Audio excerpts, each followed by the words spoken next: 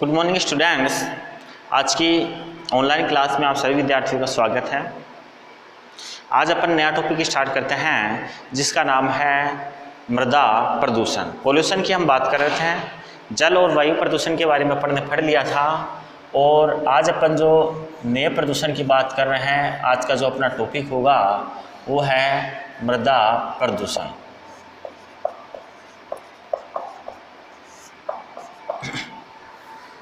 देखो बच्चों, मृदा प्रदूषण की बात करें उससे पहले अपन बात करते हैं कृषि से संबंधित कुछ कार्यों के बारे में।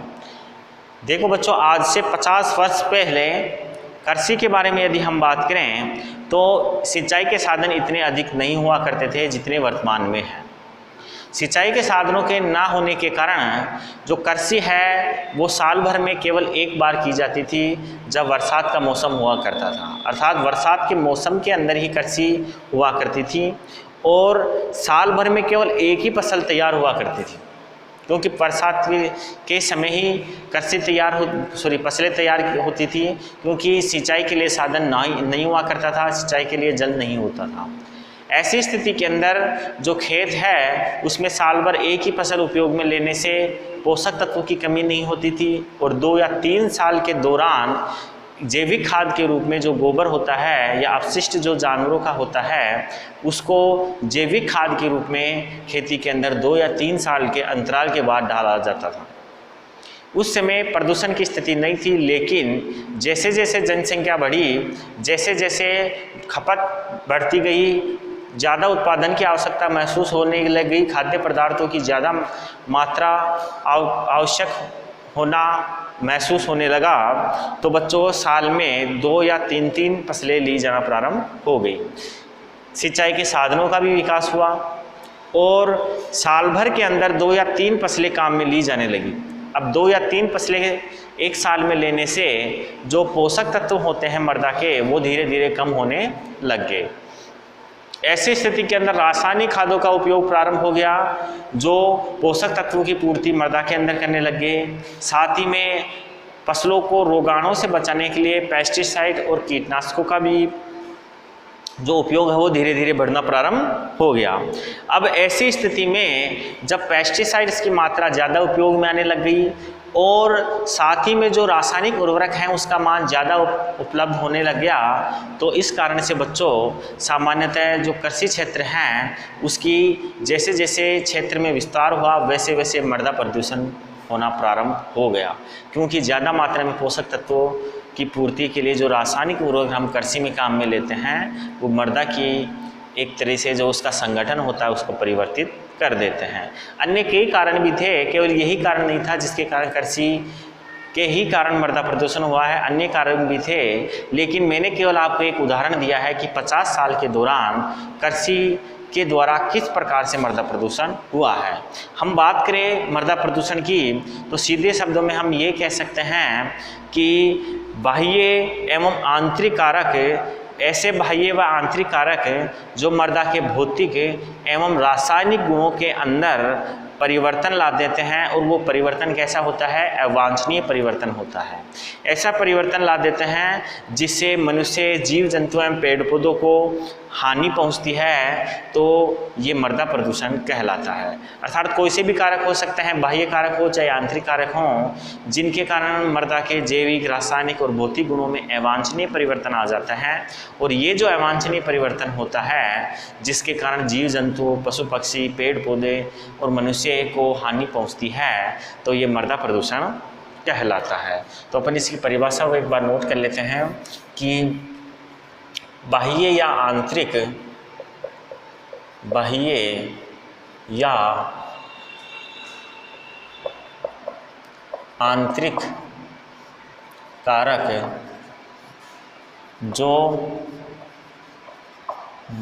जो मृदा के जैविक, रासायनिक व भौतिक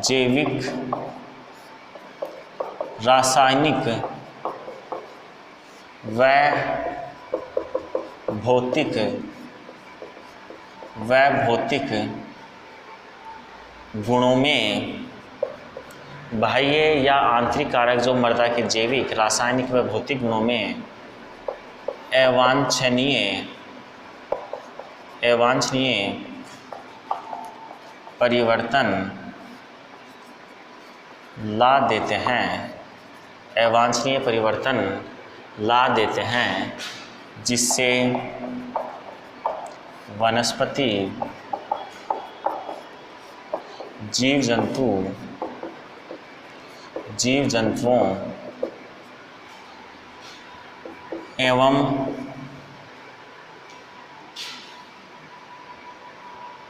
मनुष्य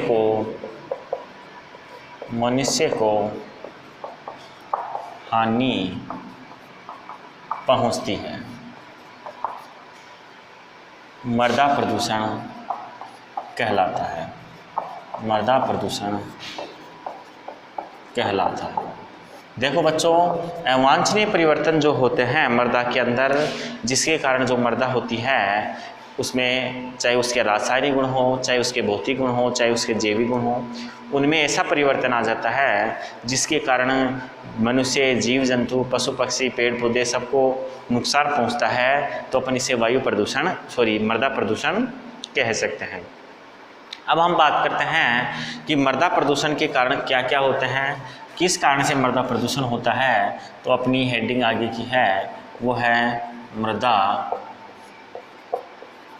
प्रदूषण के कारण। मृदा प्रदूषणों के कारणों की अगर हम बात करें तो सबसे पहला जो कारण है बच्चों, वो है घरों से निकलने वाला अपशिष्ट। घरों से निकलने वाला अपशिष्ट। घरों से निकलने वाला जो अपशिष्ट है वो मृदा प्रदूषण के लिए उत्तरदायी है।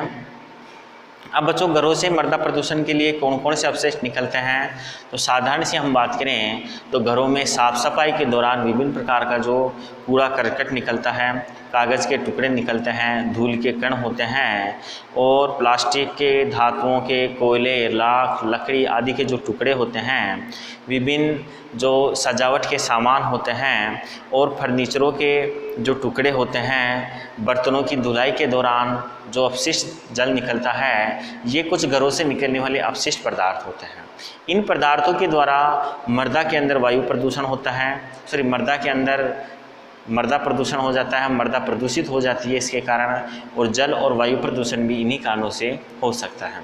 इसके अलावा बच्चों, घरों के अंदर जो सब्जियां बनाई जाती हैं तो सब्जियों के छिलके, फलों के छिलके, साथ ही में जो अनाज, दाल आदि जो खाद्यान्न पदार्थ होते हैं उनके जो अपशिष्ट होते हैं वो भी मृदा के अंदर जाने के बाद अपशिष्ट पदार्थ की तरह कार्य करते हैं।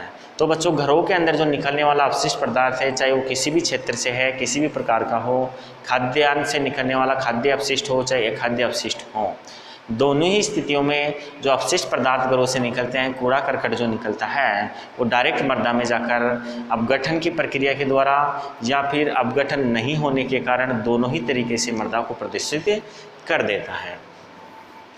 तो मैं यहाँ नोट कर रहा हूँ, घरों से निकलने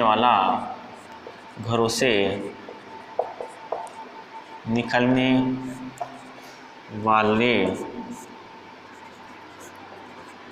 धूल के कण, कूड़ा करकट, कूड़ा करकट, कागज़ के टुकड़े, लकड़ी के टुकड़े, प्लास्टिक अपशिष्ट,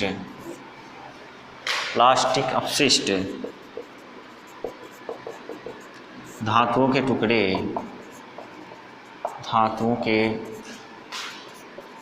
टुकड़े, विभिन्न अनुपयोगी सजावट का सामान, टूटा हुआ फर्नीचर आदि वायु मृदा प्रदूषण के लिए उत्तरदायी है। इसके अलावा यदि हम खाद्य अपशिष्टों की बात करें तो साग सब्जियों के अपशिष्ट अनाज, दाल आदि के छिलके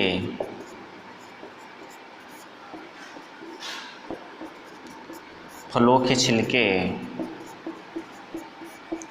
आदि अपशिष्ट जो होते हैं वो घरों से निकलते हैं, और ये जो अपशिष्ट होते हैं बच्चों ये मृदा को प्रदूषित करने का काम करते हैं। तो ये घरों से निकलने वाले जो अपशिष्ट हैं वो मृदा को प्रदूषित करते हैं। साथ ही में दूसरे कारक की अगर हम बात करें तो अगला अपना कारक है नगर पालिका अपशिष्ट। अगला जो अपना कारण है मृदा प्रदूषण का वो है नगर पालिका अपशिष्ट। देखो बच्चों, नगर पालिका के अंदर जो घरों से निकलने वाला अपशिष्ट पदार्थ होता है वो बाहर डाल दिया जाता है, और बाहर जो पदार्थ होता है वो नगर पालिका अपशिष्ट कहलाता है। ये जो पदार्थ हैं ये सारे के सारे पदार्थ नगर पालिका अपशिष्ट के अंदर भी सम्मिलित होंगे, क्योंकि ये घरों से निकलने के बाद नगर पालिका कस्बों गाँव में आ जाते हैं, अर्थात ये सड़क पे डाल देते हैं, सड़क पे गली में मोहल्ले में डालते ये अपशिष्ट नगर पालिका अपशिष्ट की श्रेणी में आ जाते हैं। इसके अलावा यदि हम बात करें तो विभिन्न प्रकार के जो जानवरों के मलमूत्र अपशिष्ट हैं, इसके अलावा विभिन्न प्रकार के जो कारखाने हैं उन कारखानों से निकलने वाला जो अपशिष्ट पदार्थ हैं वो पदार्थ भी इस श्रेणी के अंदर सम्मिलित होता है। इसके अलावा विभिन्न प्रकार के जो शिक्षा संस्थान होते हैं, अस्पताल जो होते हैं, या अन्य जो दुकानें होती हैं उनसे निकलने वाला जो अपशिष्ट होता है वो भी मृदा को प्रदूषित करने का काम करता है। साथ ही में जो अपशिष्ट पदार्थ होते हैं ये अपशिष्ट पदार्थ मृदा प्रदूषण के साथ साथ जल और वायु प्रदूषण के लिए भी उत्तरदायी होते हैं। तो सबसे पहले पर नगर पालिका अपशिष्ट में निकलते हैं घरों से निकलने वाला अपशिष्ट पदार्थ। घरों से निकलने वाला अपशिष्ट पदार्थ। इसके अलावा यदि हम दूसरे उपयोग नगर पालिका अपशिष्ट की बात करें तो कारखानों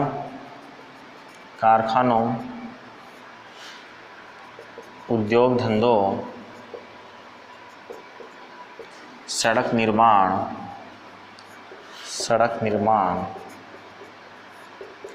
मकान निर्माण आदि से उत्पन्न अपशिष्ट, आदि से जो अपशिष्ट निकलता है वो भी बच्चों नगर पालिका अपशिष्ट की श्रेणी में आता है। इसके अलावा बात करें तो शिक्षा संस्थानों,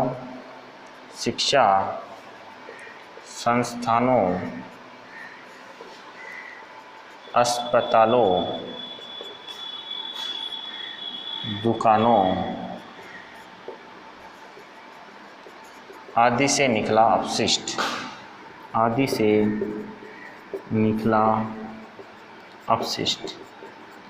ये बच्चों कुछ अपशिष्ट पदार्थ हैं जो नगर पालिका अपशिष्ट की श्रेणी में आते हैं, और ये मृदा प्रदूषण को बढ़ाने का काम करते हैं।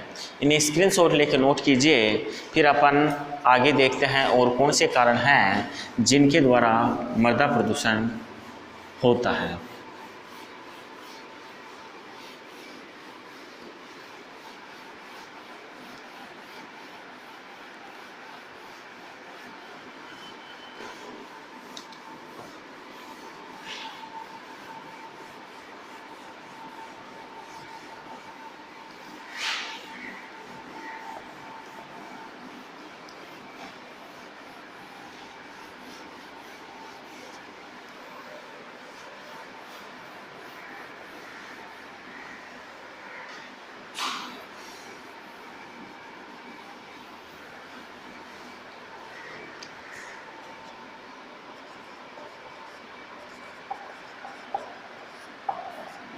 मृदा प्रदूषण के दो कारणों के बारे में अपन ने चर्चा कर ली है।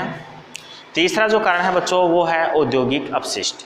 औद्योगिक अपशिष्ट जो होता है वो बच्चों किस प्रकार से मृदा को प्रदूषित करता है, इस बारे में यदि हम चर्चा करें तो विभिन्न प्रकार के जो औद्योगिक क्षेत्र होते हैं, जैसे साबुन उद्योग हैं, कागज़ उद्योग हैं, लकड़ी उद्योग हैं, उनसे निकलने वाला जो अपशिष्ट होता है वो मृदा को प्रदूषित करने का काम करता है। तो अगली बच्चों जो अपनी हेडिंग है वो है औद्योगिक अपशिष्ट। औद्योगिक अपशिष्ट की बात करें तो बच्चों विभिन्न प्रकार के उद्योग धंधे होते हैं। ये बच्चों उद्योग धंधे जो होते हैं ये कपड़ा उद्योग, साबुन उद्योग, कागज़ उद्योग, रबड़ उद्योग है, धातु, पेट्रोलियम, प्लास्टिक, कई प्रकार के उद्योग धंधे होते हैं। इन उद्योग धंधों से बच्चों कई प्रकार के अपशिष्ट पदार्थ निकलते हैं। द्रव, ठोस, गैस, तीनों ही अवस्था में ये पदार्थ निकलते हैं। ये पदार्थ जब जल के द्वारा या फिर ठोस कणों के रूप में मृदा के संपर्क में आते हैं तो मृदा का जो भौतिक, रासायनिक और जैविक संगठन होता है उसको परिवर्तित कर देते हैं और इस प्रकार से मृदा प्रदूषण को बढ़ाने का काम करते हैं। यहाँ मैं नोट कर रहा हूँ कि विभिन्न उद्योगों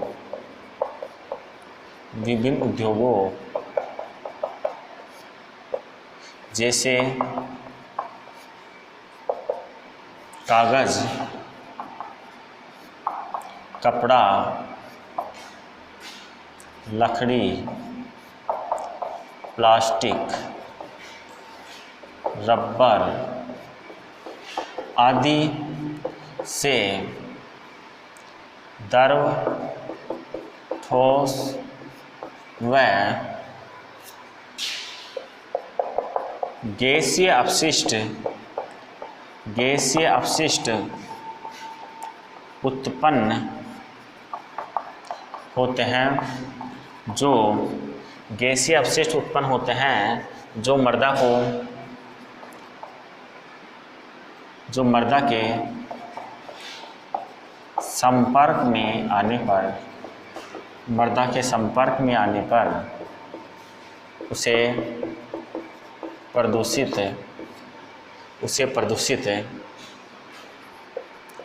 कर देते हैं। देखो बच्चों कई प्रकार के अपशिष्ट उत्पन्न होते हैं उद्योग धंधों से। ठोस, द्रव, गैस के रूप में प्रदूषक उत्पन्न होते हैं। ये प्रदूषक बच्चों जैसे ही संपर्क में आते हैं मृदा के तो ये मृदा को प्रदूषित करने का काम करते हैं और इस प्रकार से जो मृदा होती है वो प्रदूषित हो जाती है। इसके बाद बच्चों अपन देखते हैं कृषि अपशिष्ट पदार्थ। कृषि अपशिष्ट पदार्थ जो होता है वो भी मृदा प्रदूषण के लिए उत्तरदायी है। कृषि अपशिष्ट पदार्थ।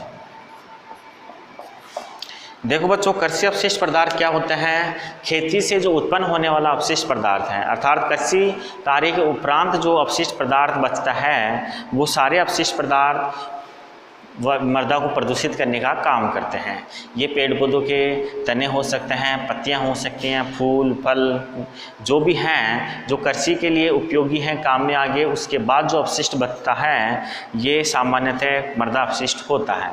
लेकिन बच्चों यदि हम इसका उचित निस्तारण करें तो इनको हम खाद के रूप में प्रयुक्त कर सकते हैं। इनके उचित किण्वन की व्यवस्था की जाए, उचित भंडारण की व्यवस्था की जाए तो इन बेकार पड़ी चीज़ों को हम मृदा को प्रदूषित होने के बजाय इनका अपन जो खाद होता है, जैविक खाद, उसके रूप में उपयोग में कर सकते हैं। तो मैं यहाँ लिखता हूँ कि कृषि कार्य के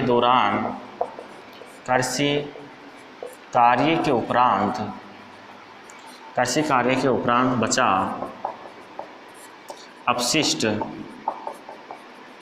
जैसे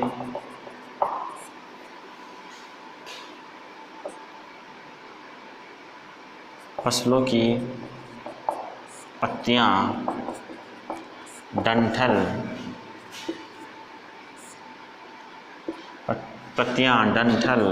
तना, छिलका आदि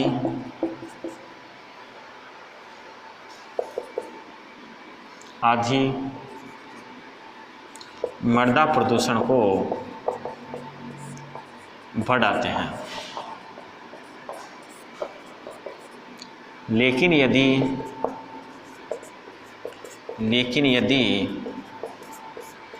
इनके उचित किण्वन व भंडारण की व्यवस्था की जाए। यदि इसके उचित किण्वन व भंडारण की व्यवस्था की जाए तो ये जैविक खाद या जंतुओं के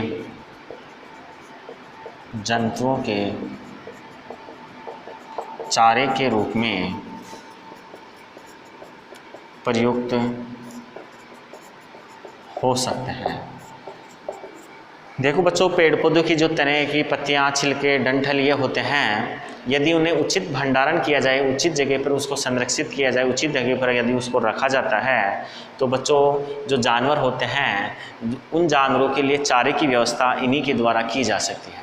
लेकिन साथ ही में यदि वो थोड़े से ख़राब हो जाते हैं तो उनका किण्वन जो है वो उचित तरीके से किया जाए तो इनके द्वारा उत्पन्न होने वाला जो अपशिष्ट है, किण्वन के उपरांत जो अपशिष्ट पदार्थ उत्पन्न होता है उसे हम जैविक खाद के रूप में फसलों में प्रयोग कर सकते हैं। लेकिन उसके किण्वन और भंडारण की उचित व्यवस्था की जानी चाहिए। इसके अलावा बच्चों अपन देखते हैं अन्य स्रोत कौन हैं जो मृदा प्रदूषण को बढ़ाते हैं। तो अपन यहाँ लिखते हैं अन्य स्रोत।